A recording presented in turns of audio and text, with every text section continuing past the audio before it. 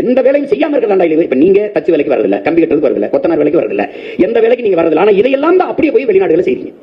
அப்ப அது என்னன்னா, என் கழிவறைகள்னால கண்ணுக்கு தெரியாம இப்ப கழுவணும் உளவியல் நோய். அதான் தப்புங்கிறேன் நான். அது தப்புங்கிறேன். எந்த வேலையும் செய்யலாம், மதிப்பு மிக்கது. அப்ப அதை கொண்டு வரணும்னா நான் அரசுன்னு சொன்னாதான் அது பெருமைக்குரியதா தெரியுது. அப்ப நான் வரும்போது ஒரு தடவை பண்ணி காட்சிட்டேன்னா சரிதான். அப்படி மக்களுக்குள்ள தான் சொல்ல ஒரு விழிப்புணர்வு வரணும். இப்ப இலவசத்துல இழக்கிறாங்க. இந்த பணத்தை எங்க இருந்து 5000 ரூபாய் 6800 கோடி முதலீடு பண்ணிருக்கு.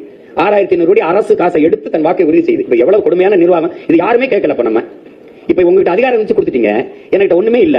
இது எப்படி ஜனநாயகத்துல சம வாய்ப்பு சம உரிமை நீங்க சொல்றீங்க? நீங்களும் தேர்தலை சந்திக்கிறீங்க, நானும் தேர்தலை சந்திக்கிறேன். இது எப்படி சம வாய்ப்பா இருக்கும்? உங்ககிட்ட அதிகாரம் வச்சு டப்புனு காசு எடுத்து கொடுத்துட்டீங்க. ஒரே நாள் 1,31,00,000 வங்கி கணக்குல போட்டீங்க. நான் என்ன செய்யலாம்? எப்படி? இப்ப இதுதான் ஆபத்து. நீங்க கொண்டு போய் சேர்க்கலைங்கிற அண்ணன் ஒரு குரல், என்னை சுத்தி என் பிள்ளைகளின் குரல், நாங்க எடுத்து பேசுறோம். என்னை முறியடிக்க இவர் இதை சொல்வாரு, இது சொல்வாரு. கியூபா வேற ஏதாவது வளம் இருக்கா கரும்பு தவிர? இல்ல. நார்வே டென்மார்க்ல மாடு தவிர ஏதாவது வளம் இருக்கா? பிரேசில் கரும்பு பசு தவிர ஏதாவது வளம் இருக்கா? அந்த நாடெல்லாம் தச்சார் வட இல்லையா? அப்போ ஒரு வளத்தை வச்சு ஒரு நாடு சிறந்த கட்டமைப்புகள் இருக்கும்போது இவ்வளவு நிலமும் வளமும் வச்சு மனித ஆற்றலை வச்சு ஏன் நாடு ஏன் வறுமையில் இருக்கு? ஏன் நாடு ஏன் இலவசத்துக்கு இருக்கு? எனக்கு எல்லாம் இருக்கு, எல்லாம் இருக்கு. நான் ஏன் கையேந்தணும் சாப்பாட்டுக்கு இலவசத்துக்கு?